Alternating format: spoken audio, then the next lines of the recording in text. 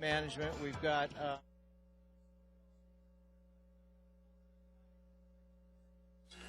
individual speakers are limited to 3 minutes each.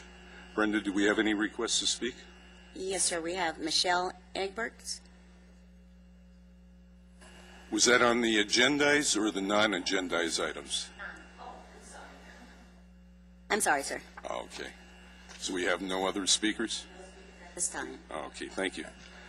The next item is the consent calendar. The only item on there is the approval of the Lancaster Neighborhood Vitalization Commission meeting minutes of February 1st, 2011. I'll move to approve. Do I have a second? I'll second.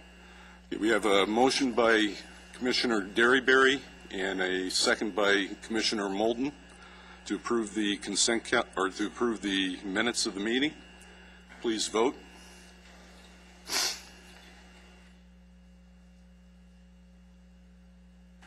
The motion carries 6-0 with Commissioner Grooms absent. Okay, the first order of new business, pleased that we have Carol Kelly of Pet Pals here to do a presentation on the use of therapy dogs for tutoring children.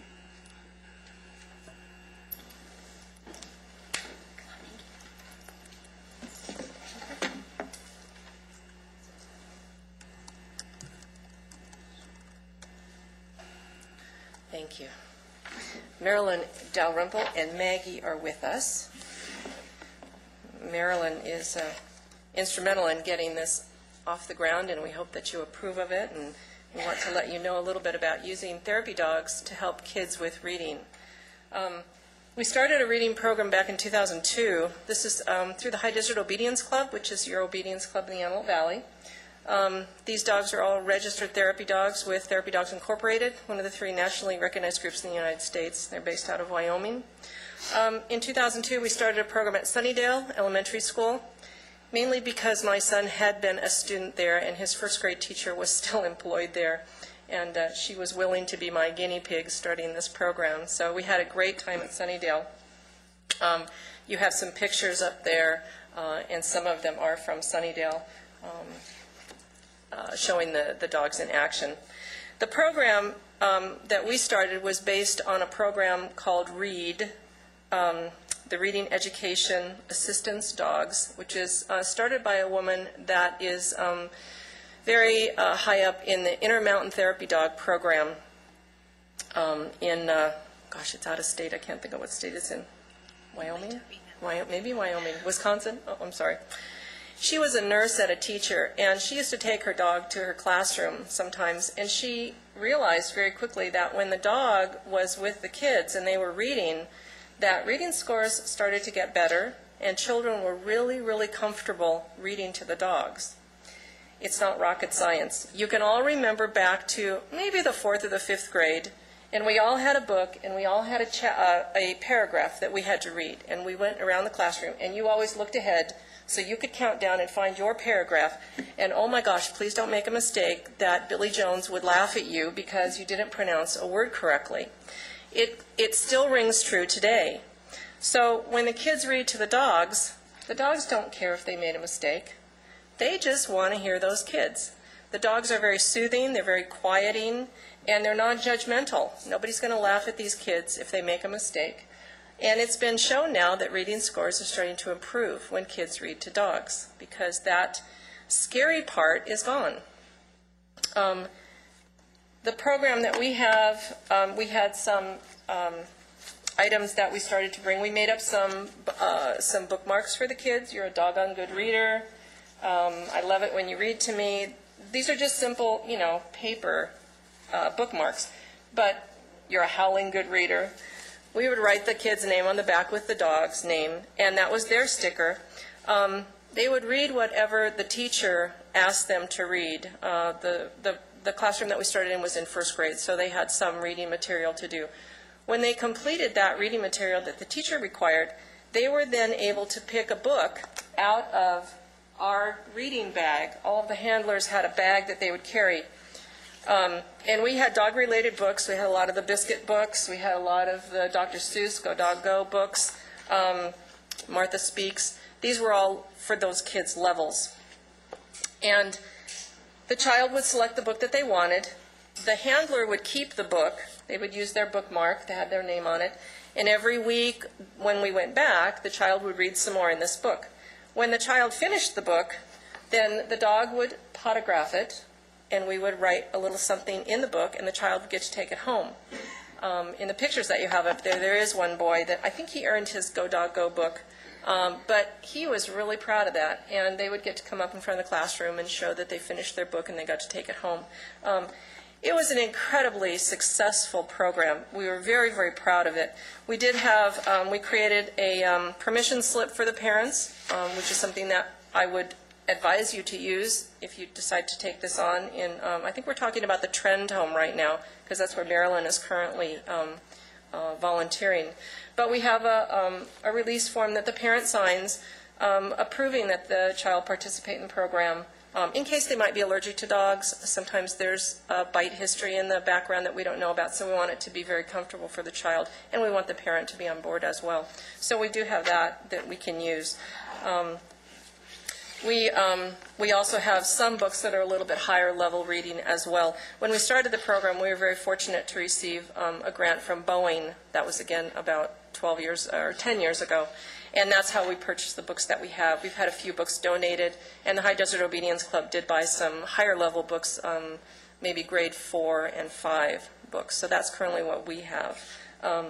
We also have some stories that we can read to the kids if they maybe just had a bad day, or they did do their work and they were tired and they just wanted to be read to. Some kids really enjoy that. We do have some stories. This is Teresa Skinner. She rescued a greyhound. His name is Heisman, and she wrote some stories about it.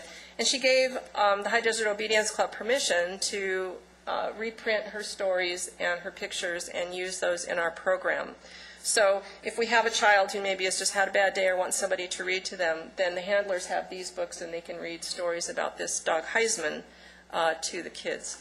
So I think that's about all I have to say. I don't know if you have any questions. It's a very, very positive, successful program, though.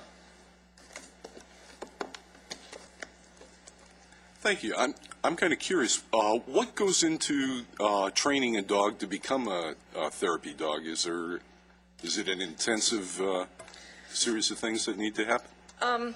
Basically, the dog, there are 3 main things. The dog has to be polite on leash, so that's in a basic obedience class. The dog needs to be tolerant of other dogs. They have to be able to say there's a dog over there and that's okay. You know, these 2 dogs walked in together and, you know, they kind of air sniffed and that was enough. They know each other's here. And then the most important part is the dog has to be interested in strangers and want strangers to interact with them. That's the part that we really don't train. It's either in there or it isn't. You can train the dog to be polite on the leash and to do, you know, to sit and stay and things like that. You can also train them to be tolerant of other dogs and to ignore them. But the dog, really, it's inside them if they're interested in strangers. So that's part of the testing process. I am also a tester for Therapy Dogs Incorporated.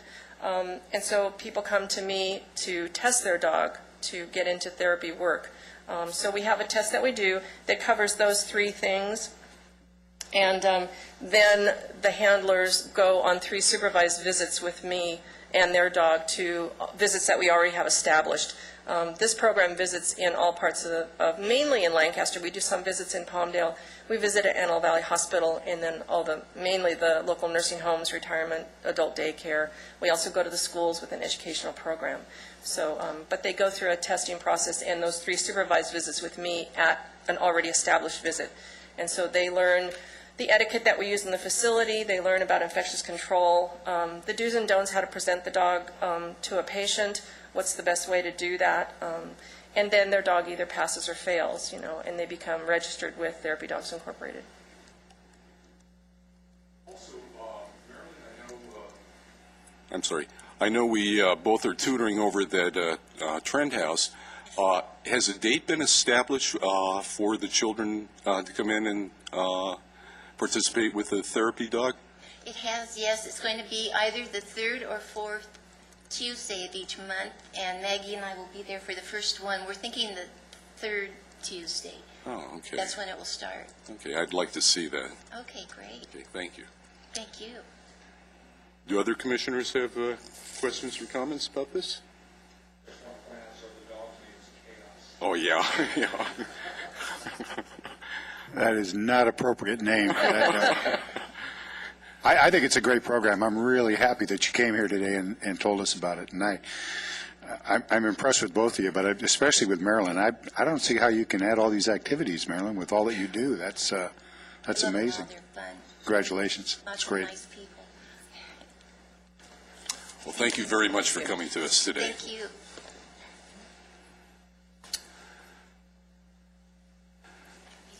See, Brenda, I would like to point out that Commissioner Grooms has arrived. Okay, sir, thank you.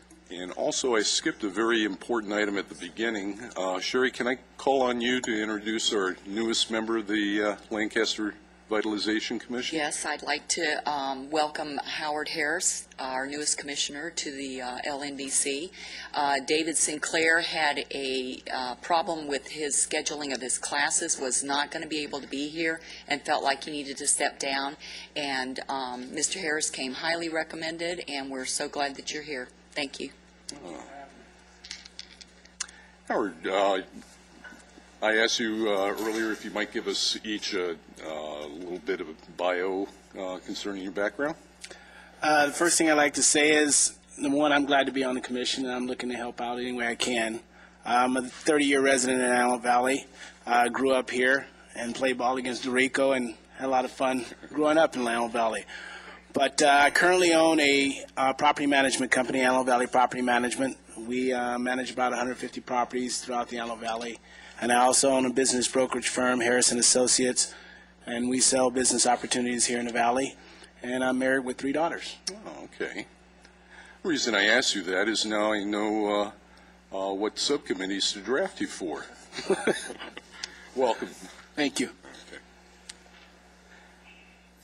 Okay, the next item on the agenda is the consultant's report regarding management options for the voucher program in the city of Lancaster and recommendations of the commission to staff and council. Lee Dorico will be giving a presentation of that report, that long-awaited report. Long-awaited report. Thank you, Mr. Chairman, commission members.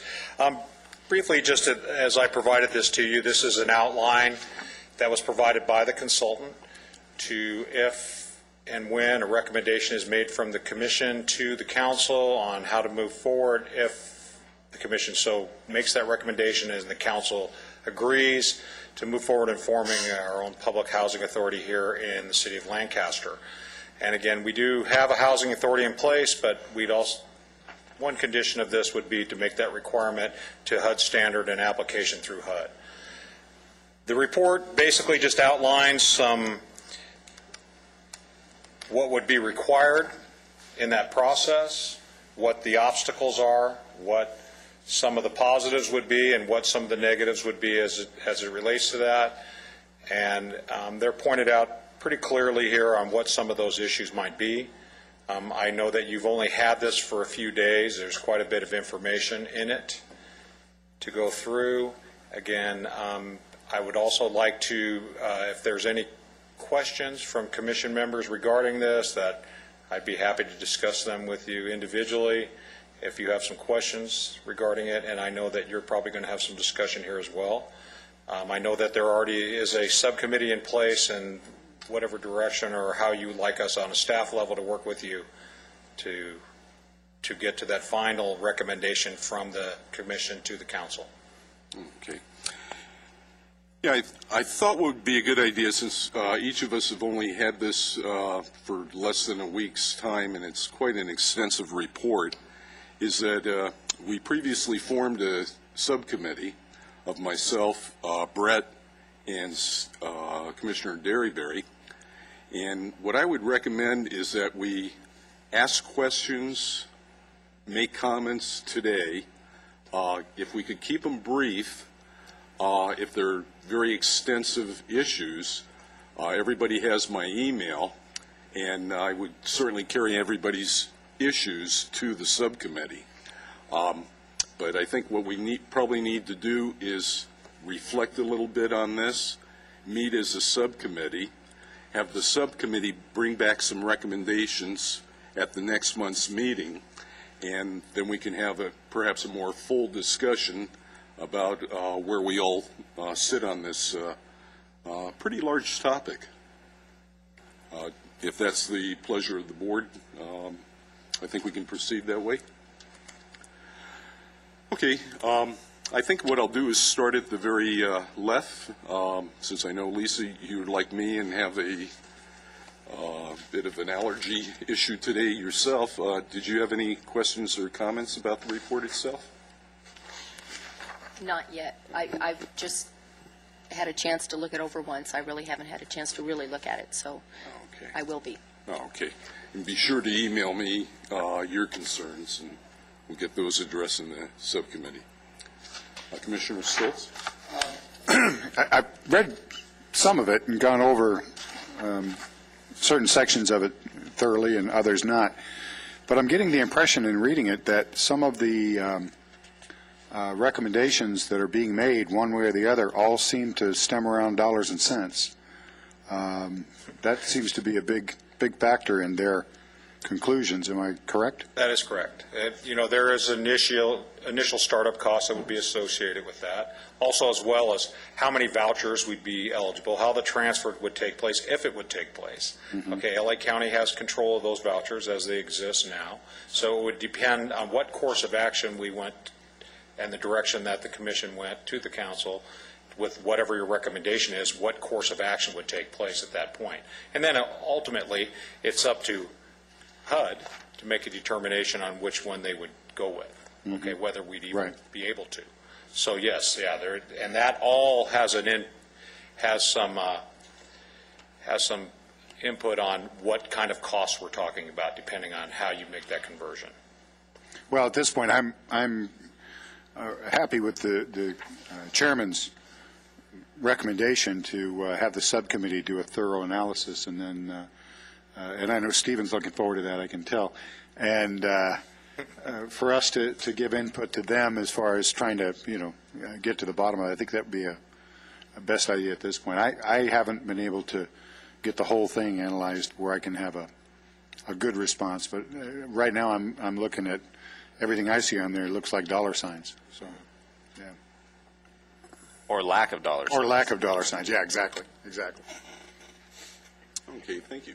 Well, that was one of the issues I had that Lou kind of touched on just a minute ago. It seems like they talk about if those vouchers get taken away from Los Angeles County and we manage them under a housing authority, that they tend to lose funding that way. I mean, to me, you're also losing the expense, right? So shouldn't it be a wash, basically? Well, again, that's where you get, there is a cost factor, but the administrative fee is separate from what is paid out on the vouchers. So they would, yes, it would impact their administrative fee collection based on the number of vouchers that they have control of. So it does have a net effect financially because they're separated. They talk in the report a lot about the application for a housing authority to be kind of burdensome. Do we have a good handle on that, or is that something that we really have to flesh out some more on, how much time and effort's involved? It would depend, again, now we're talking about HUD's guideline and how the application process takes place, what would be required of us to become a PHA under HUD's guideline to be established for them.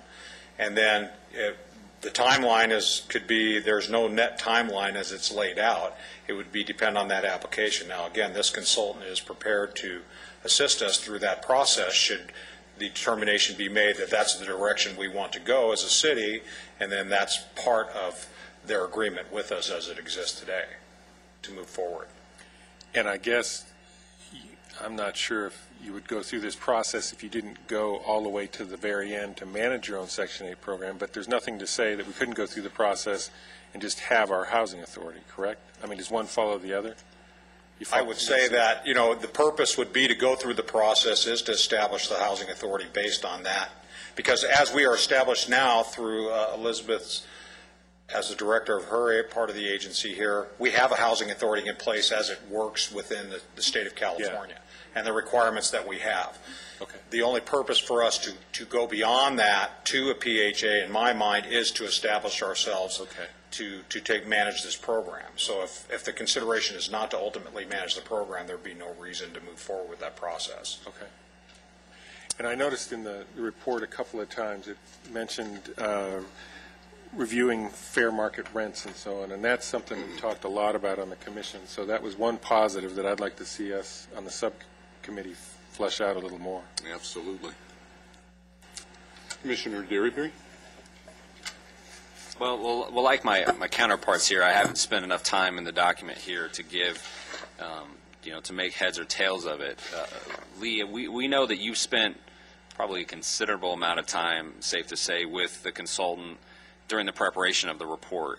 Can you give us the highlights or what we need to be looking for in the consultant's report? Because I know a lot of it makes me excited because a lot of it's just recitation of the code sections that, I do that all day, so for me I like that, but I know my counterparts here probably don't want to sit and siphon through 8 to 10 pages of the code. So I mean, what are we looking for in the what parts in your opinion do we need to spend the most time on in analyzing? I think the feasibility aspect of it is what's more important than anything. We've worked for some time and we've had some give and take as far as HACOLA and dealing with issues that are significant to us here at the city. I think this lays out pretty well on what the positive negatives are of becoming your own public housing authority and what issues pertain to that. The other unknowns is based on, you can speculate on the administrative fee structure and what we'd be entitled to and all those things, but without knowing, you really don't know what the startup costs would be initially. That's the biggest roadblock as I see it, through the application and then the initial cost of startup. Once you're underway, then the process, once it starts, is fairly straightforward. Again, but there's lots of regulation, there's lots of if you actually sat down and saw just a housing packet that they're responsible for putting together just on a new contract, it's monumental. On the other side of that, though, is that there are certain things that we have talked about for a couple of years now here that are important to us in servicing our local community. So there's the offset. Okay, where's the balance? What ultimately are we looking for? Is it something that we can obtain just with our relationship with the existing authority, and if that's a determination that the commission's made, then so be it. Then we move forward in that direction. If it's something that at the point now where there's only limited things that they can do as an agency versus what our needs are and that we assess and that have been identified here as that our priorities are here, that we've explained to the consultant what the issues are for us, and can't be addressed any other way than forming our own agency, then that needs to be the direction that we go. So again, coming back to what Commissioner Stoltz said, though, and you as well, Commissioner Derryberry, is cost. Ultimately, it's cost. And, these are difficult times, and that obviously has to weigh in on the conversation. Ultimately, I think it's explained in here that, the best situation to have everything is to eventually become your own housing authority. It's the feasibility aspect of that. And again, I mean, it's from the preliminary review of the document that this consultant doesn't agree that it's not necessary, but that the feasibility is not there at this time. Yeah, I see that in some parts of it as well. I agree with you there, and then some of it's not. Just ultimately, what direction do we want to go? There's going to be positive and negatives as it relates to that. And again, cost being probably the largest issue that looms out there for us, and what the actual number that we will eventually have if we did do it. And again, that taking into consideration the fact that they have limited knowledge of what the relationship's been for 2 years other than what's been related to them as far as what the issues are for us as an agency and servicing our local community, because that is a priority for us. I mean, as you can see in the report, it indicates how many people just here from our city that are sitting on a waiting list that have been on there for some time. I mean, that's being addressed. We have they're in constant turnover as far as contracts and reduction. This month you'll see we had a reduction of contracts. Okay, so there's constant turnover as that relates to that. But ultimately, there is issues that we've discussed here for 2 years that still exist, that are not being addressed or can't be addressed, basically in the same relationship that we have now. I mean, I think it's safe to say, maybe partially, that our goal in this we may not be able to attain it based upon, again, the dollars and cents of it. I mean, there are a lot of things we want to have maybe active control of that just quite possibly can't happen. I mean, is that am I being too pessimistic here? Well, I think maybe instead of looking at doing everything all at once, is maybe looking at the report and taking steps. One step may be that there's just simply the cost of an attorney and the time down, whatever time it is. Which is expensive. To do, yes, they are. To form possibly the housing authority. I mean, that you can't have that, you can't do anything without that. So we incur that cost if we can, spread it over time. It could be a budgetary issue. I mean, we may not be able to absorb the cost in 1 year. Then go to the next step, and in the end, maybe we can, maybe we can't. But then also, while you're doing that, then there's other steps that Lee always works on with the commission and works with the LA County Housing Authority to make the program better for Lancaster. So parallel what we can control and then work on steps and see if we can get where we want to be long-term. So maybe when you read the report, don't think of doing everything at once, but think of two parallels and work it together, knowing one has immediate effects and the other will have a long-term effect over the term of the city's improvement. And I think that's something that we could have discussed, a little more of a transitional model, okay? And that's, that's a position that maybe is more feasible, and that has been discussed with the consultant too as well, as a process over time, and eventually where that goes, and maybe somewhere in that process that everything fixes itself and there's no need beyond that. But I agree with Elizabeth, there's a way to do this where we have to factor in the cost factor of just jumping in with both feet and whether or not it plays out. And maybe there is a model that would be acceptable from the commission and a recommendation of the council on how to transition this if you so choose to do that. But that probably is the most reasonable way to do it, okay, and minimize your expense up front just based on the feasibility aspect of it. Commissioner Grooms? Thank you. I did get an opportunity to read it a couple of times, and it raised some interesting questions and issues for me, whether by design or happenstance. The executive summary, number 5, and in the recommendations, number 5, they refer to something I hadn't really thought about before. The Housing Authority of Los Angeles County establishing a local FMR. I didn't get I couldn't find the description of the definition, but Tim will tell us, Chairman. HUD has a fair market rent for every housing authority's jurisdiction. Fair market rent. A fair market rent pilot program that HUD has, and that's been one of my concerns for a long, long time, is that I think the way that the HUD formulas for rentals are set up in the Antelope Valley discriminates in a way against the fair market rental public here. I think people are, it's driving, maybe perhaps driving rents up, and I'd like to see that addressed. And they are proposing that, so that's one thing that I found that might be very interesting for us to talk about and pursue. And I don't know that relates necessarily to having a housing authority. Does it? Well, part of that would be establishing based on hypothetically, if we became our own public housing authority, the fair market rent would be established based on our area, okay, rather than all of. Now, there's still going to be, there's some aspects in this thing, and the folks here from the agency can talk about that, But as it relates, it's supposed to be comprehensive rents, right? And Howard has managed these properties in the past, and what it is the rents should be based on the criteria that matches the residence that's being considered. So if you have a three-bedroom, hypothetically, three-bedroom, two-bath house in a certain area, there should be 3 comparable rents in the area of unsubsidized units that establish what the rent should be. Okay, part of what we've gotten into the discussion in here, and this takes on a whole life of its own, getting into this 90 percentile of what the maximum allowable rent is for the area, and there's discussion back and forth. The rents should be based on a comprehensive rent study that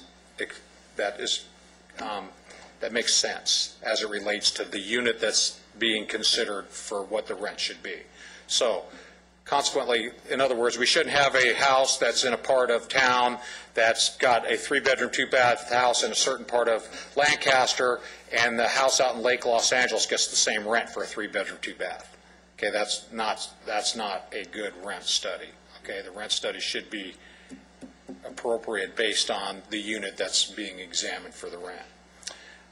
So that's always been an issue that we've had discussion on, because some of the process that they use for that is it's questionable as far as it relates to our area. But see, we have a unique situation here too in Lancaster that's very difficult. We have new construction, near construction that's been built since the 40s or 50s. So it's an ongoing problem here. Okay, unless you physically go out and knock on doors and find out who the rentals are in the area, or work with the local management companies to establish what appropriate rent is in a specific area, it's difficult to do. So that is an issue. There is other agencies, like in San Bernardino County, has a different rent structure for Redlands, for example, than it does for the rest of San Bernardino County. So there is some established areas in the Section 8 program that have identified rent standards different within their jurisdiction.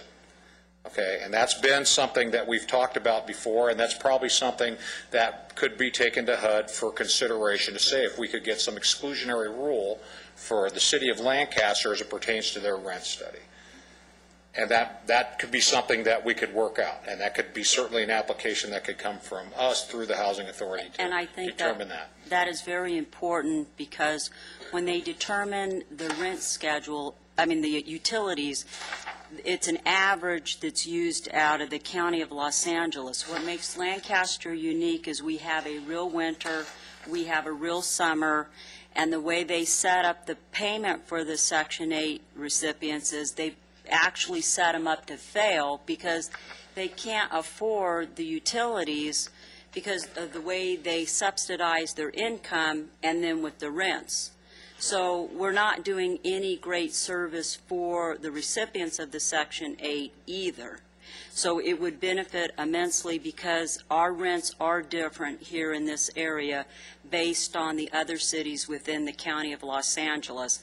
I think if we worked on this one issue, it would probably resolve a lot of issues that we're having in the community with a lot of the Section 8 tenants who are abusing the system, or who come in here and automatically fail up front.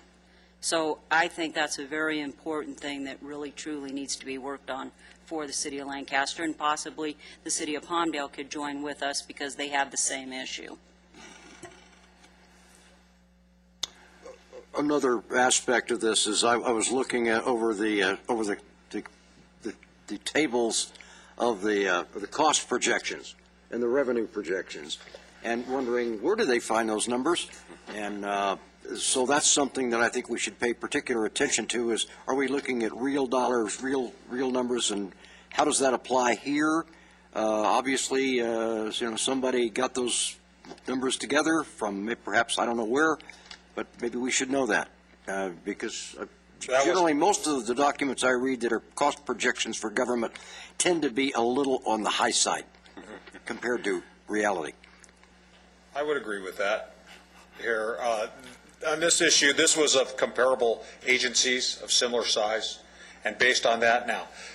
And we've had that discussion with the consultant a few times on here on some issues related to the actual numbers, but it's hard to make an actuary out of it. It fluctuates, and it's speculation based on that model, and it is going to be on the high side because you don't want to say it's low, and then we move forward, and then it costs us more money.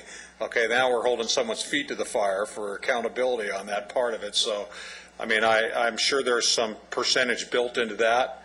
Exactly what that is, I can ask them exactly how they do that, or we could certainly have a conference call with the subcommittee, with the consultant, to determine how they came up with those numbers.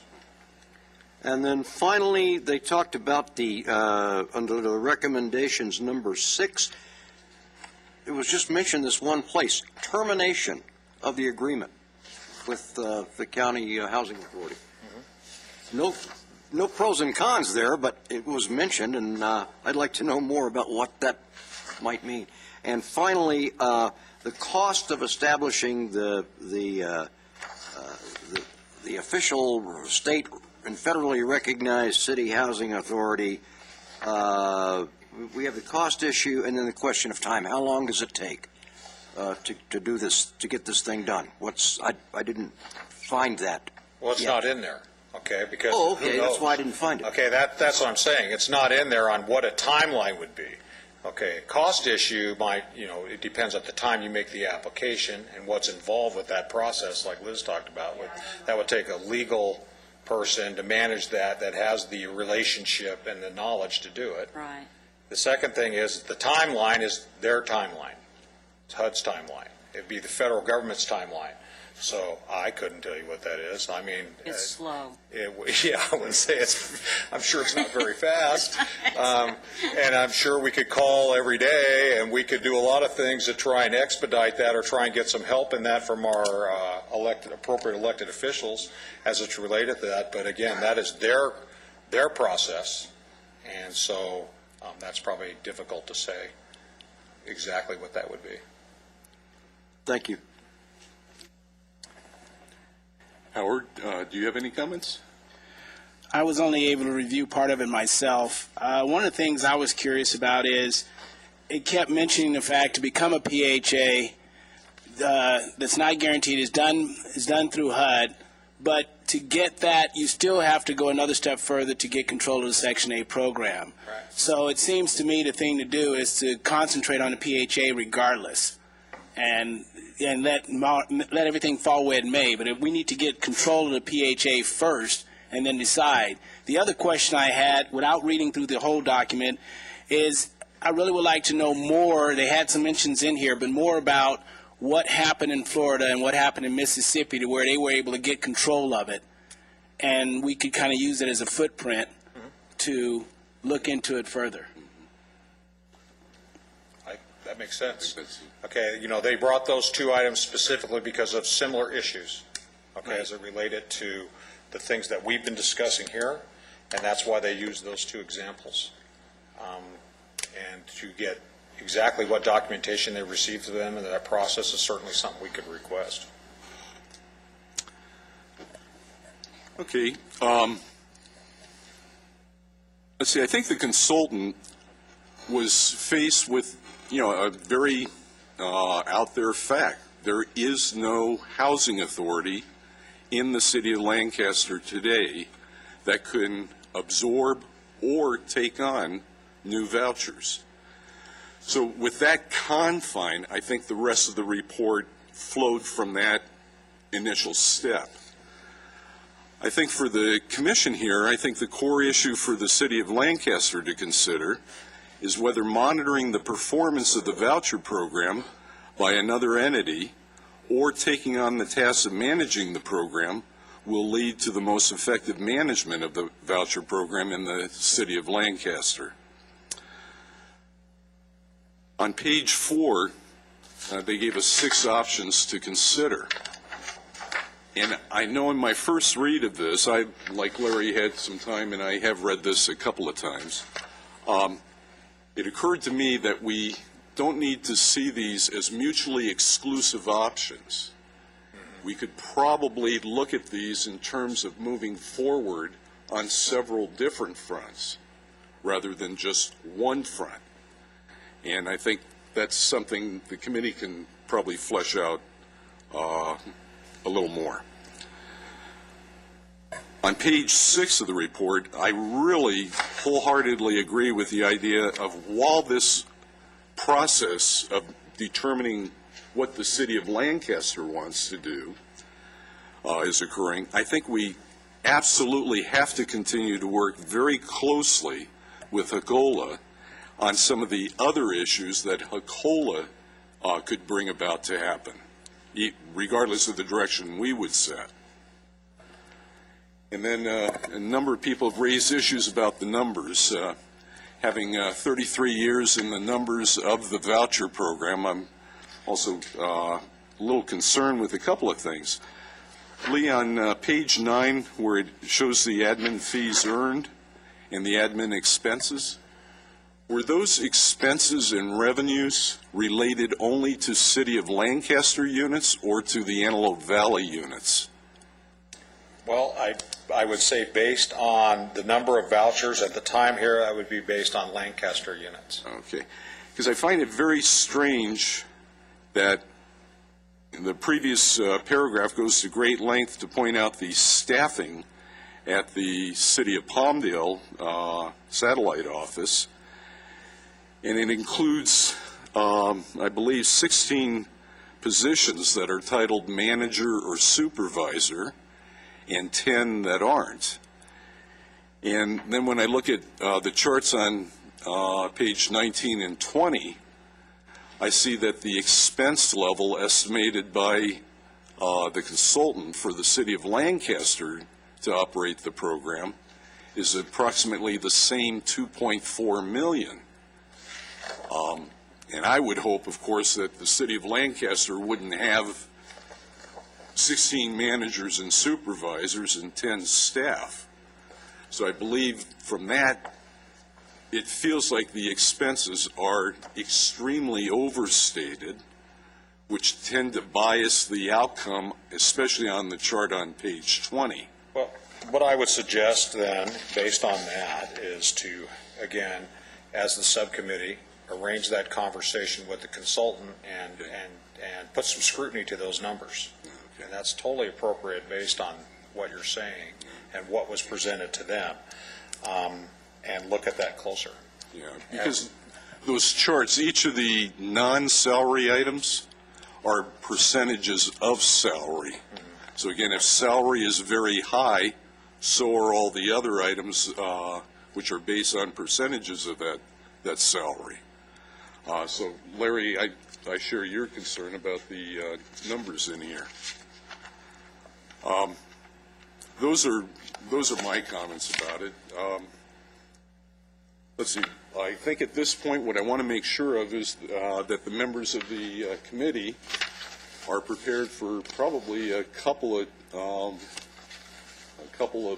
hour meetings to bring this thing forward next month as a series of recommendations to the rest of the commission. And I would ask. Let's see, today is Tuesday. I would hope by next Monday that that would be sufficient time for the other commissioners to relay any email comments they would like the committee to consider, if that's sufficient time for you. Okay. So any other comments? Okay. Thank you very much, Thank you, Lee. sir. Oops, there it is. The next item on our agenda is a report from the Los Angeles Community Development Commission concerning the planned content and timing of future voucher reports to the City of Lancaster and recommendations of the Commission to staff. I want to welcome Emilio Salas, the acting, I'm sorry, I should ask, are you still acting Assistant Executive Director? No, I'm now official. Oh, congratulations. Thank you.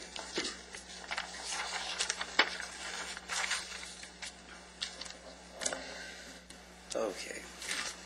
Well, first of all, good afternoon, Commissioners. I am going to be presenting some information as a follow-up to the last meeting that we had. in reference to information that you requested specific to the city of Lancaster. I wanted to preface this by stating that the concern that I had in reference to the request was that it did not create an administrative burden in trying to reprogram the system to extrapolate information that's specific to the city. However, I am happy to report that quite a large number of the items that were requested, we are able to actually produce with just a slight tweaking of the system. And I wanted to give you what that information was to recap that. And we began by asking for a breakdown of the number of... Could I ask, is this information that's going to be provided to us in paper form on a regular basis? Yes. Yeah, and I'll go over that as well, okay. in terms of the timing and the regularity of that information, providing the information. We talked about the breakdown of contracted units by bedroom size and unit type. Wanted to know how many single-family homes, apartments, and so forth, and by bedroom size. We are able to provide that information. In fact, I did bring a preliminary report for you to review, and we can bring that information to you monthly. So that will be part of the actual AV report that we submit. We're going to go ahead and attach that information along with that report. Okay, great. Okay. There was also some question as to some of the operations indicators relative to the activities in the office about our reexaminations, how many reexaminations are completed, or the percentage that are completed timely. And we are going to be able to provide that monthly as well. Also, the number of unit inspections and the percentage of inspections that are completed monthly. That's going to be provided also as part of that AV report. Okay. There was also some information in reference to the Family Self-Sufficiency Program. We are going to be including that. We do have the breakdown of the entire population in LA County, but we are also able to extract the number of FSS participants within the Antelope Valley. That one we weren't able to extrapolate specific to the city of Lancaster, but we can give you participants for the entire Antelope Valley. And you will find that it's almost half of the FSS participants actually come from the Antelope Valley. Then there was another bit of information that was requested previously that we provided in the month of August, and that had to do with a breakdown of the rents that were paid. We looked at a comparison of the fair market rents, and then we also listed what the payment standard was, and then an average of the actual contract rents per bedroom size. That we can provide as well, since we already developed that report back in August. We can provide that quarterly. That'd be great. Okay. So that's basically everything that I had down in my notes as far as what the request was. Okay. I've got to say this, that's more progress in this one meeting than the previous 2 years. I really appreciate your effort on this. It's terrific. I like to see that level of cooperation, and this information is very useful to us as commissioners. It helps us evaluate the operational aspect of the voucher program here. Absolutely. I would like to ask, a couple commissioners are interested in the fair market rent issue in relation to the ability to perhaps designate a specific area within LA County and have its own fair market rent level. Is that something that we could ask you in the next 30 to 60 days to take a look at and come back to us and let us know what you think about? Sure, I can certainly do like that. I can touch a little bit on that right now, if you'd like, okay. in reference to what I've been able to glean from the previous report. And this was back in August, but I would like to provide an updated one to see if the figures have actually changed. But you will notice that within that particular report, the fair market rents were significantly higher than what we actually pay here in the Antelope Valley. The FMRs are set at one particular level. Then we have the actual payment standard, which, as Lee correctly stated, was 90% of the FMR. And then we give you an average of what the actual contract rents are. Now, within that, even though the FMRs are specific to the actual LA region, we are required to do a comparison in reference to the rents in the area. Now, I have heard concerns about the system that we're currently using now, to do rent comparables within the Antelope Valley, within the city of Lancaster. One of the things that we're also going to do to try to test that system and test the accuracy of that system is to actually do things the old-fashioned way and compare that to door knocking. Just basically going and door knocking and going to some of these specific units in the older neighborhoods and the newer neighborhoods and asking folks what they're actually paying for these unsubsidized units and seeing how that compares to the actual contract rents that we're paying to see where we are with the actual system that we're using right now. Okay. We're currently actually going to be hiring some interns and some folks that used to work for the census to go out and gather some of that information for us.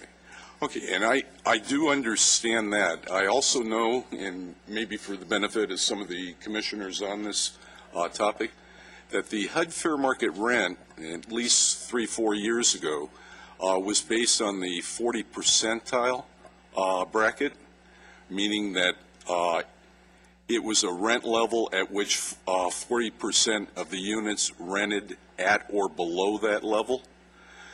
And that's a little bit different than what you're describing here, which is knocking next door and seeing if the rent level is at or the same as the unit next door.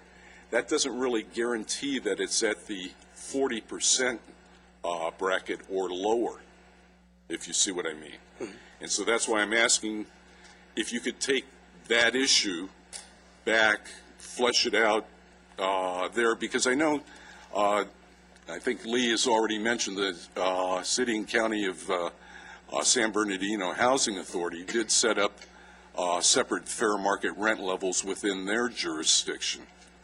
I believe, if I'm not mistaken, they're able to do that as a move-to-work site, but I can verify that. Okay. Where they have a lot more flexibility in establishing separate. But I can verify that. Okay. Okay. Is that a 60-day issue? I would appreciate 60 days. That would give me an adequate time to do that. Especially after the news you gave us here. Next month, would we be receiving that first hard copy? Actually, I have copies of that report that I can leave today, and then great. you will be getting the subsequent reports with the AV report that you get monthly. Okay, that goes great. to the city. Okay, thank you. So we're going to be attaching that information along to it. Okay. Any other questions, comments of the commission? I'm just glad it's official. It's interesting. If I mean, I'm glad that we had a little bit more time to put this information together. I just wanted to comment on the earlier report because we're actually gearing up to absorb the vouchers from 6 different cities at this point, and so we've been working frantically to get that done. Now, we made that request of HUD a year ago, so in reference to how much time it takes, that took us 12 months. So patience sometimes is a virtue. And I wanted to make one point of clarification in reference to the staffing levels at the Palmdale office. There may have been a misunderstanding on the part of the consultant because we have 1 manager there and 2 supervisors. We do have 13 case managers, which may have been construed as a supervisory level position. But the case managers are the folks that actually conduct the re-exams and manage the caseloads. Okay. I just wanted to make that point of clarification. Okay, I appreciate you doing that. One other item, since you have pleased us to no end with the information you've just conveyed, and you're attending our meetings on a regular basis, another thing that would set you apart from your predecessors would be in our discussions, you'll hear us talking about some issues that you may hear some dissatisfaction with. And if you take a proactive approach with us and address it without being asked to address it, that would really be terrific. Absolutely. Well, I tell you, it's one of the most difficult parts of my job, and I found that out immediately, was really the balancing act that has to be done. On Friday, I am meeting with a group of housing advocates that think that our screening criteria are far too stringent. And it's a group that, got quite a few attorneys housing rights advocates that, we meet with regularly because they are also our partners. We all serve the same clientele. And it is a balancing act in trying to meet the needs of everyone. I do understand the concerns of this commission. I understand the concerns of the city, and I also understand the concerns of the housing advocates that are trying to make sure that we house as many folks as possible. So it comes with a lot of demands, but if the job were easy, then it wouldn't be a challenge. So I understand that, and I understand that I have to be sensitive to the needs of all of our constituents and the folks that are impacted by our program. I appreciate that. Thank you very much. Mr. Chairman, I'd like to ask a question if I could. Sure. I'm sorry. Mr. Salas, could you please let me know what is the way you guys break down now? If you have a one-bedroom voucher, how many bedrooms is a Section 8 tenant allowed to go up, and you still will go ahead and accommodate them in that? Like, in other words, I get a lot of situations where they have a one-bedroom voucher, and I understand that the vouchers for L.A. County, and that's where the pricing comes from, but they'll have a one-bedroom voucher, and my rent factor for a three-bedroom house will fall underneath that voucher. But I've been told by Section 8 two different times, two different scenarios. One says it only goes up one bedroom, one says it goes up two bedrooms. How do you guys do the vouchers as far as if they have a one bedroom, how many bedrooms can they go up to get into housing? I'm going to need to defer the specific question to, I'll tell you what my understanding is, but I want to make sure I give you accurate information. But it's my understanding that they can go up to the maximum payment standard that we have for that particular area. And in some cases, it may mean they may be able to go up to a higher bedroom unit, so long as within the payment standard. Yes, that's correct. That's part of the choice that the participants are given. They may be allocated a one-bedroom voucher, but if your rent falls within the payment standard for that one-bedroom voucher, then they can rent the unit. That is their option. Okay. You will see in the report that we're going to be leaving with you today, that report is based on the actual bedroom size that they're occupying, not the vouchers. So if you see a three-bedroom unit in there that's being rented, that's under the program, it's actually a three-bedroom unit. So the bulk of them you will see are within the 2, 3, and 4-bedroom size units. My concern is that 1,500 of them. The units I have, and I've done that with tenants, it lends itself to fraud. Because what happens is you have a one-bedroom voucher because Section 8 has stated that you only need a one-bedroom. Maybe it's just you and your 5-year-old daughter, whatever the case may be. You end up getting a 3, 4-bedroom house. All of a sudden, these people are renting these houses out and just lending. I mean, that's where a lot of the fraud is happening. They're getting these 1- and 2-bedroom vouchers, and they're expanding to 4- and 5-bedroom houses because our rent market is different. So, I mean, I think that's part of the problem we're facing. And that lends itself to the reason why we have so many vouchers. Exactly. They can come up here.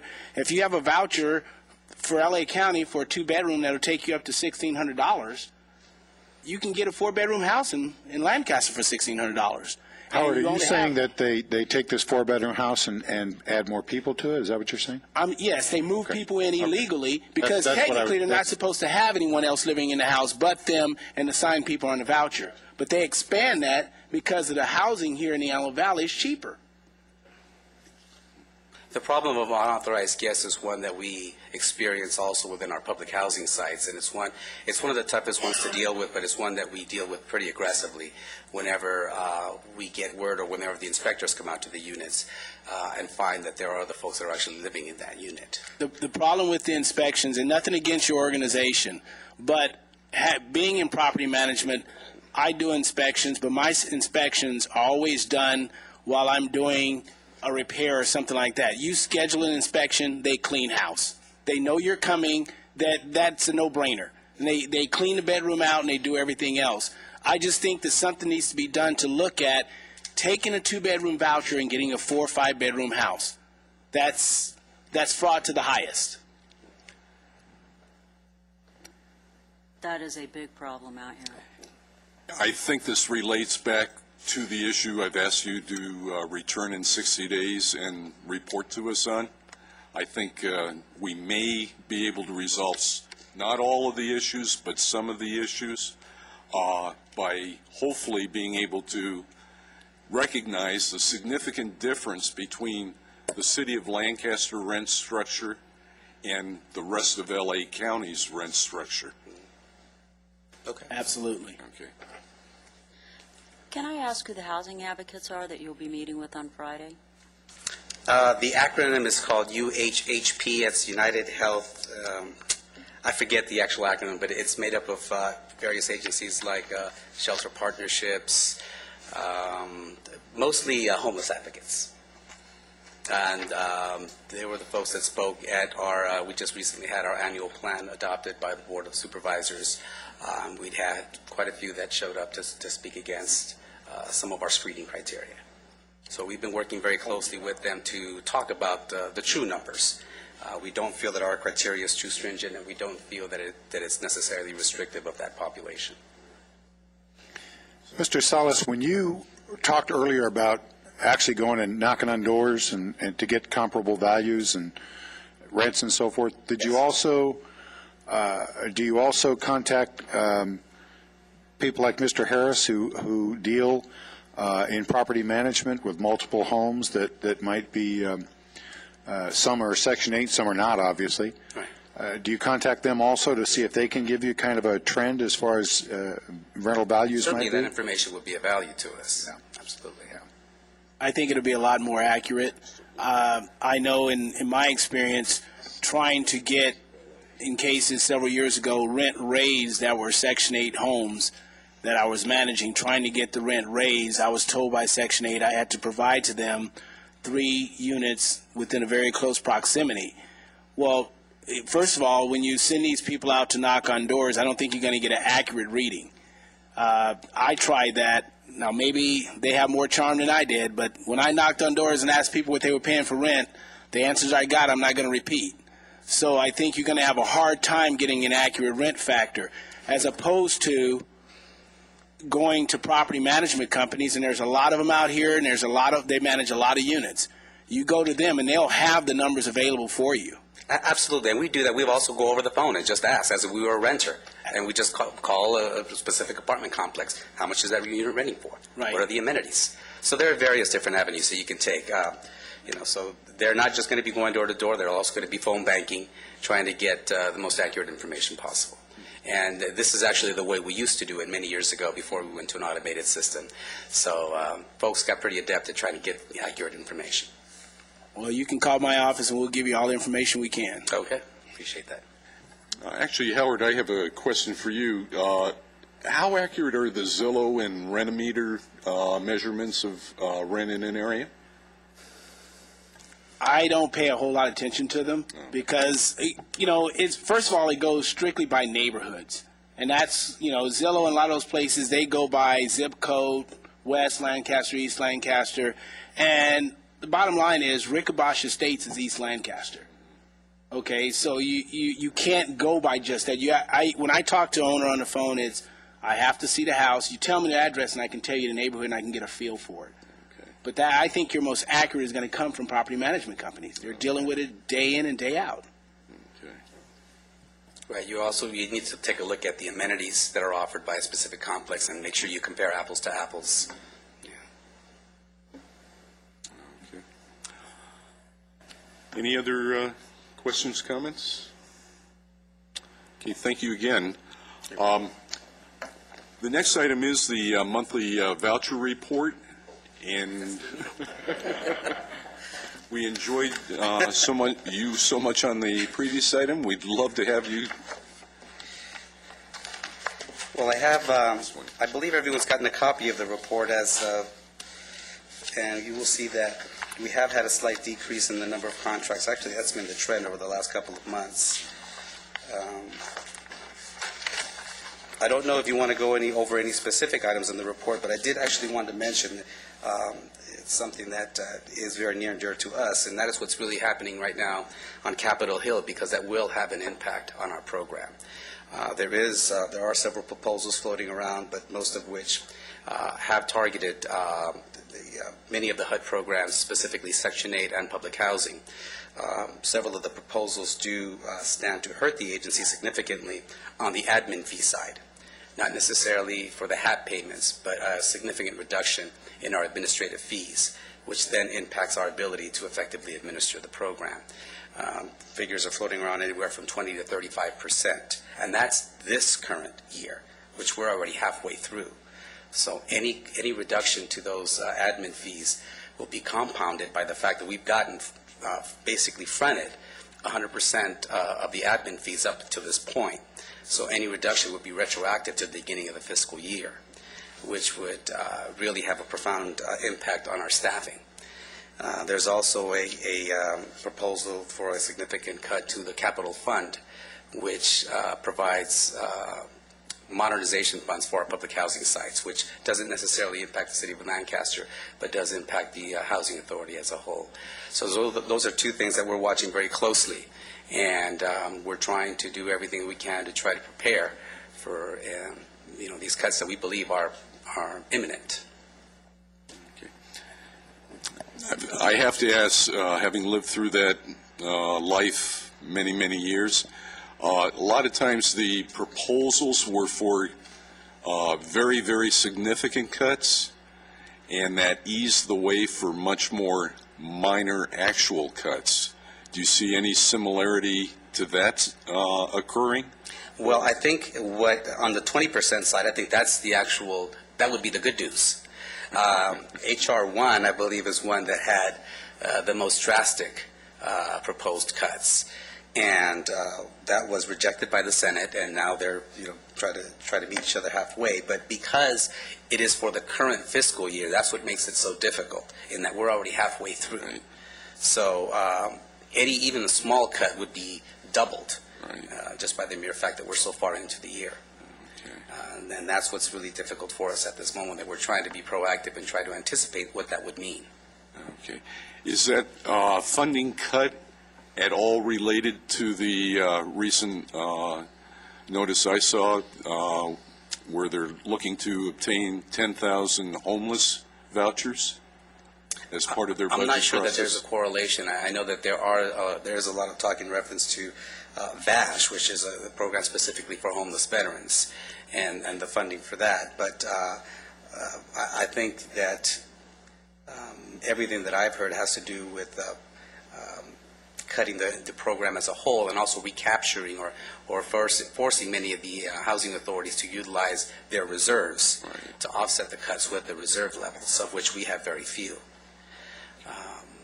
So for those that have quite a bit of reserves, their funding would be cut by the amount that they have in reserve.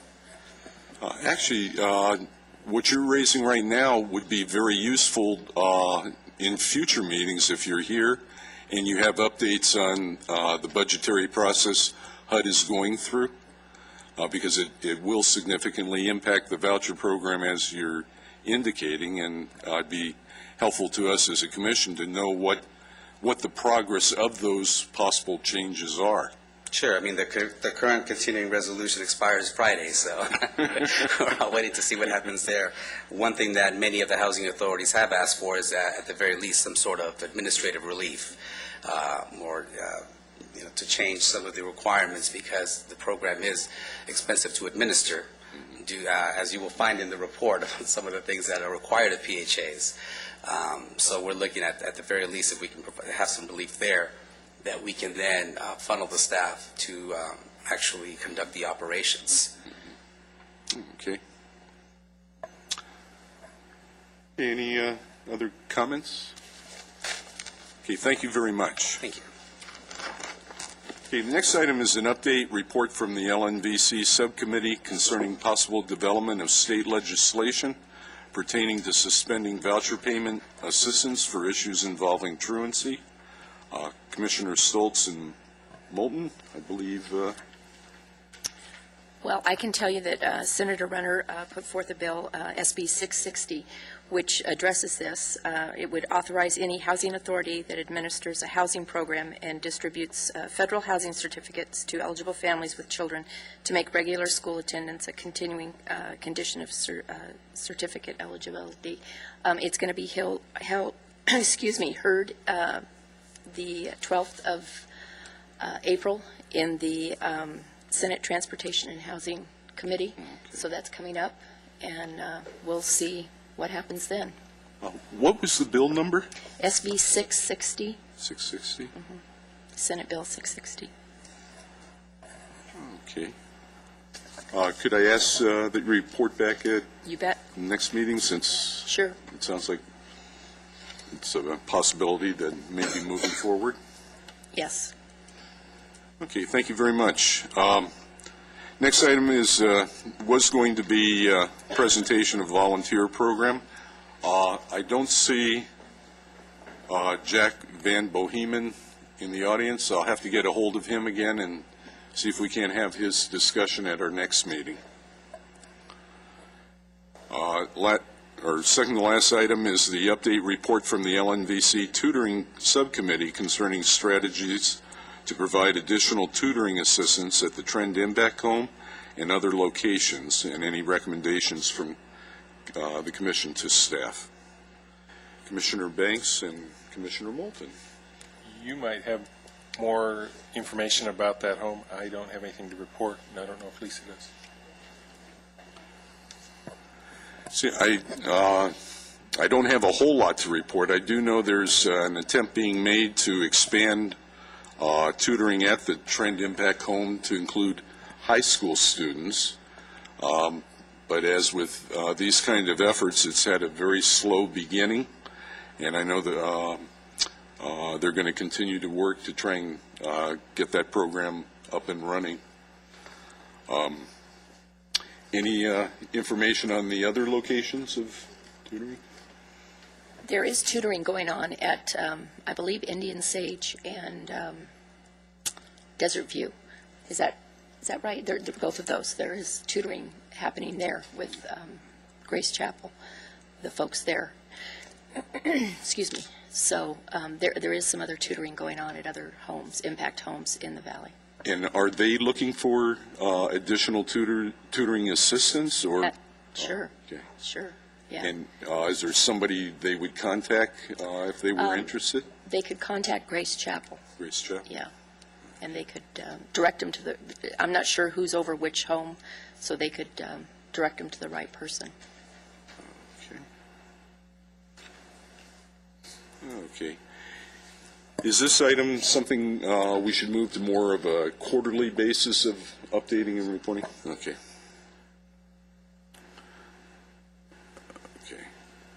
Okay, the last item on the agenda is a brief discussion of next month's possible agenda topics. Clearly, there'll be quite a topic on the consultants or recommendations of the subcommittee concerning the consultants' report. Mr. Chairman, I'd like to ask, and I have a good reason for this, I will not be at next month's meeting. I'll be in Washington, D.C. From May 1st through the 8th, and I believe our next meeting is like the 4th or 5th or something like that. So I'll be, as we used to say when we went back to D.C., I'll be out of the country, quite frankly. But I'm going to be working back there for a week, and I'd like to ask if I could be possibly invited to your subcommittee's discussions on the subject for the consultant report, maybe to kind of keep abreast of what's going on so that I have a pretty good understanding of what recommendations might be since I won't be here at the next meeting. Let's see, one of the difficulties we'll have with that is the Brown Act. I know. Oh, that's right. If I forgot. More than 3 members gather, we have to have a publicly noticed meeting. Well, then maybe I could talk to you after you guys are done by phone or something, and just get kind of the gist of it before the meeting. Actually, maybe that's a good topic. I think maybe what can happen here, and I'll kind of take the spearhead on this, is after we meet twice and kind of gel together some recommendations, I think I'll go ahead and email the entire commission, let them know well in advance what these recommendations are that are coming forward, so that you've had an opportunity to synthesize and figure out positions and discussion topics that surround those recommendations. That'd be great. That'd be great. That'll help. Appreciate it. Okay. Because I definitely want to stay within the Brown Act on Okay. this. Thank you. Okay. Okay. Any suggested topics for the next meeting? Mr. Chairman, I think there's going to be an item talked about public business from the floor that will result in an agenda item for next meeting that I think we ought to consider, and I think it's something that Commissioner Groom's talked about before, and group homes. So let's put a item on for next meeting. Oh, okay.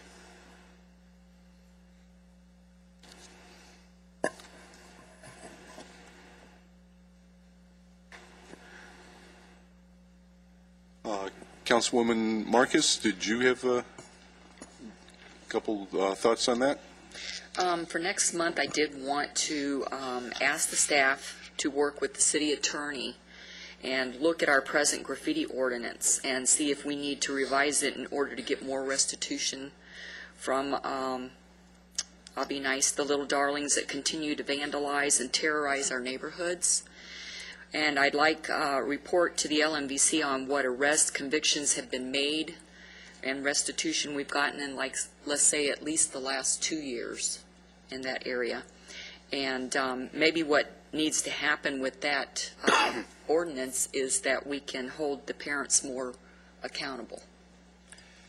I can certainly provide that information to the commission for the next meeting. We track the restitution, and actually that's done through my unit here at the city. Actually, we've had several meetings here recently with the DA's office in both the juvenile court and the adult court, and the formation of that juvenile process especially is an issue right now for us. So I would actually like to do a presentation inclusive of those stats, tell you what some of the issues have been that I've addressed with the court and the DA's office, how we've restructured the restitution to the actual payments are going directly to us now rather than through a process through the court, and talk about it's probably directly related to an enhancement of what we can actually make the parental responsibility for a dollar amount within the law here in the state of California. Okay, and so there's some issues related to that we're looking at. There's been some things that we've been very successful at changing, but as Councilwoman Marcus just brought up, we've suffered a severe rise as some of these offenders have been released from jail recently, significant numbers. So I'd like to bring that to you just so you can understand clearly as a commission what we're facing right now. I think some of the numbers as far as incident rate and what we're spending as an organization to deal with it in the community is pretty shocking. Is there an action that you would anticipate that the commission would need to take on that item? Well, specifically a recommendation to the council as far as any change in the current ordinance that exists. And then lastly, just some maybe letters of support as we lay things out in direction to the district attorney's office, because we actually have the head deputy DA for the adult court is involved in our crime commission. So some recommendations we could bring forward to them. And then lastly, with the judiciary here locally. Okay, because we have some disparity between courts that we need to resolve between the adult court and the juvenile court on how business is conducted here.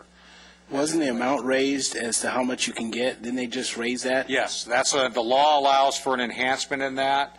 It's something we need to look at based on our current ordinance and how we can enhance it up to the maximum allowable amount for responsibility. We have discussed the parental responsibility aspect in the past. We're using that as it relates to other issues as truancy and some of the diversion programs. It might be something we want to consider as an organization to also involve with graffiti and how we attach that responsibility to the parents. Okay. Sounds like a very good topic. Yeah, it's quite a bit of information. We've been working very hard on that for about a year, and as I explained it in the presentation, so I'm looking forward to telling you about it because we've been very successful on the restitution aspects specifically. Okay, and especially if you're looking for a recommendation from the commission, I wanted to make sure that we'll be able to actually take that action by making it an action item for the next meeting. Okay, sir. Well, again, the process would be is bringing you up to speed on everything that we've done and what where we started and where we've changed things and how we're working that process now. And then again, just for more of an aspect for us where we wanted to address that situation specifically as recovering those funds because it's significant. Yes. Okay. Okay, I look forward to that presentation then next month. One other thing that I'd like to see agendized is a presentation from Sandra Pursley from Waste Management. Been working with her and the high school district with Eastside High School to clean up on a regular basis the southeast corner of East Avenue J and 20th Street East. And what we'd like to do is maybe multiply that effort, and there be other neighborhoods and groups that will come forward and adopt a lot. And so I'd like to have that put on the agenda for that. Sandra Pursley from Waste Management.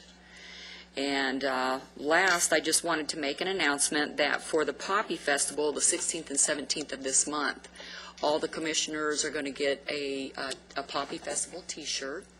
And you're going to get a badge to identify you as commissioners on the LNVC. And also I've asked that we have comment and suggestion cards available at the City of Lancaster booth where you can either spend some time there if you'd like or carry those cards around with you. And as you engage in citizens, ask them to maybe fill one out, something that maybe they'd like to see the LMVC talk about or either discuss or either research or investigate, because it's all about our neighborhoods. Okay. Okay. I think you were all contacted to get a badge? Not yet? You will be. I think some of the commissioners were here already to get a picture. Today. Most of us today. Okay. All right. I think that would do it. Thank you. Let's see. I would have to ask, in terms of manning this city booth, is someone handling the coordination so that each of us are going to attend at specific times? Well, it's totally, if you have time to just volunteer and you want to go, I think you can drop in anytime. I see. Okay. Yeah, it's not going to be, we're not going to do shifts. Formalized. Okay. Yeah. I'd also invite you to come to the public safety area because we've doubled the size of that this year. That's usually over by the basketball courts. So if you'd like to spend some time there, because we will have things that related to Neighborhood Watch and our Unite program and things in that area as well.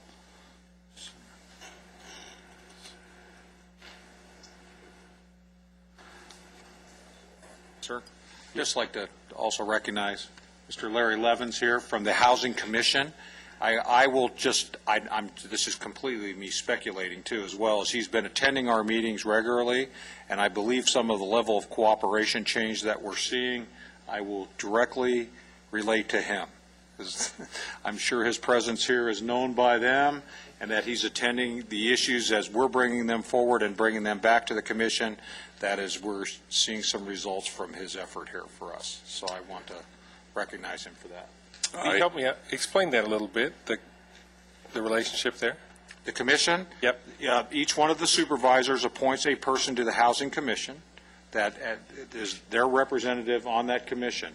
That commission is similar to in structure as our commission, where they work directly with staff at the Community Development Commission on other issues beyond the voucher program, as the Los Angeles County Community Development Commission kind of is an interesting organization because everywhere the county can't figure out where they want to put something, they put it in the commission.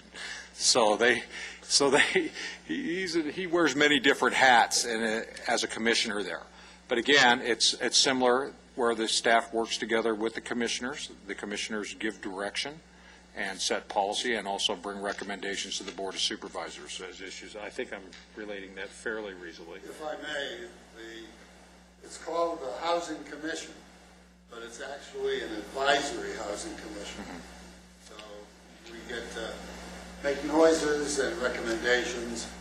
We don't, in a certain sense, have any real power. But I think it does make a difference. Well, I will say, no real power until he talks to the supervisor about an issue that's not being handled, and I'm sure there's some power there.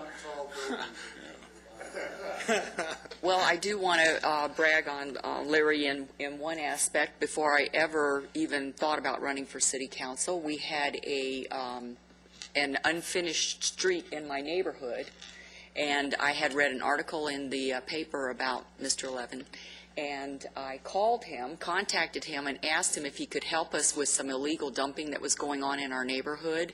He got a fence put up. So, in my mind, you can leak tall buildings, a single bound. Thank you for what you're doing. I'd also like to thank Larry for attending our meetings. I think he carries some of the feelings of our board to his board.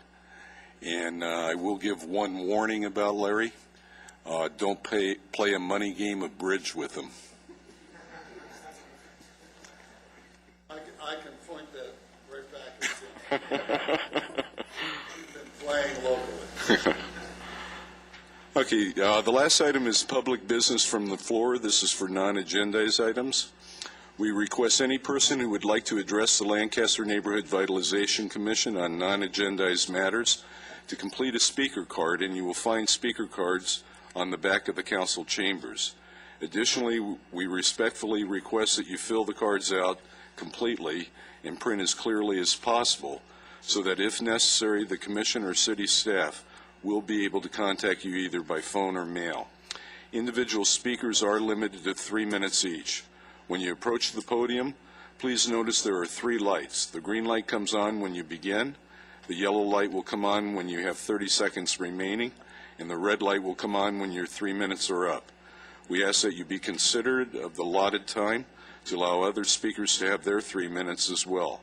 Following this procedure will allow for a smooth and timely process for the commission meeting, and we appreciate your cooperation. State law prohibits the Lancaster Neighborhood Vitalization Commission from taking action on items not on the agenda, and your matter will be referred to staff. Brenda, do we have any speakers, or Elizabeth? Yes, Michelle Egberts.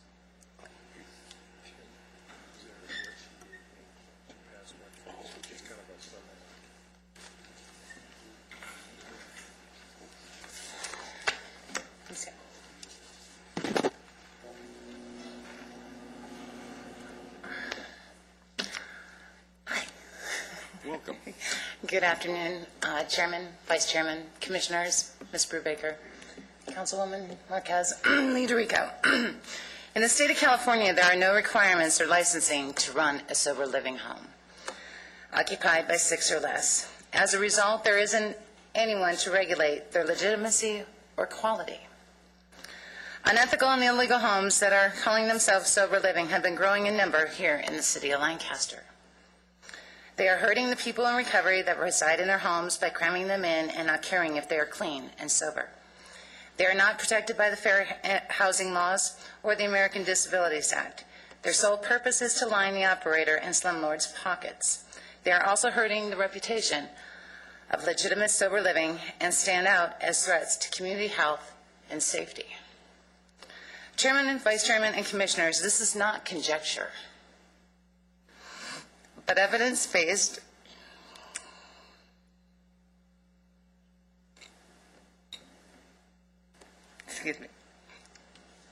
by my personal experience of being in 2 such homes, trying to protect my roommates who were generally disadvantaged or disabled, to begin with, emotionally and mentally or physically, from being taken advantage of and or intimidated.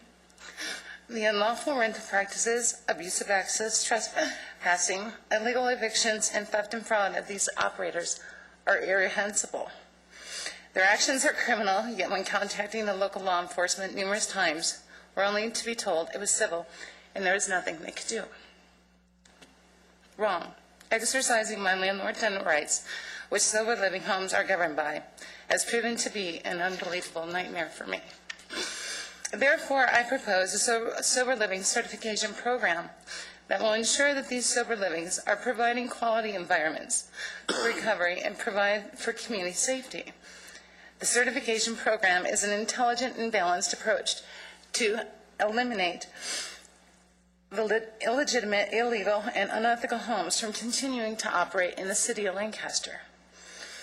This certified program originated in Santa Barbara, was adopted by Orange County Sheriff's Department, and I would like to see it adopted by our city as well. This is a key component to your existing group homes ordinance 870 and 874, occupied by more than 6. I hope your commission will realize the need to investigate the sober living certification program and eliminate these homes by forming a committee and/or task force comprising of multiple agencies to shut down these problem homes. Code enforcement alone cannot handle the 78-plus homes that exist here in this city alone. I thank you. And this is the Orange County certification program. Okay. Thank you very much. Thank you. Michelle, can I have a copy of that, please? Or can I have that, and I'll make a copy and give it back to you? Thank you. Thank you. Thank you, sir.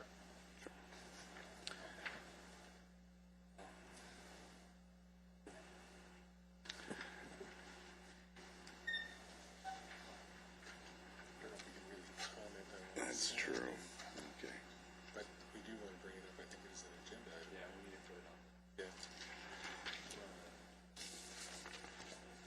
on. Okay, next month's agenda, we'll have an item on group homes. Help me here, Lee, are group Okay, homes? this is sober living homes, not group homes. This is a totally That's- different animal. That was my question. Yeah, so this would be a discussion of sober living homes, not group homes. We have an ordinance for group homes.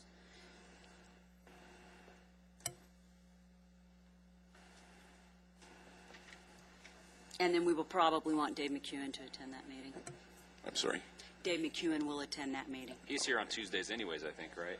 So it'll be easier for him. Help me here, who would be the presenter of information on this? Yeah.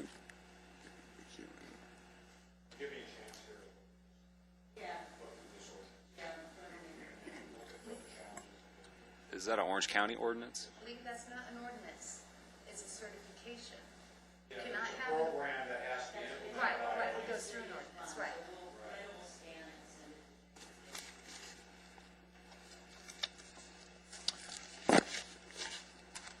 Okay, if there's no other business, I'll see you all at the Poppy Festival. Thank you for attending.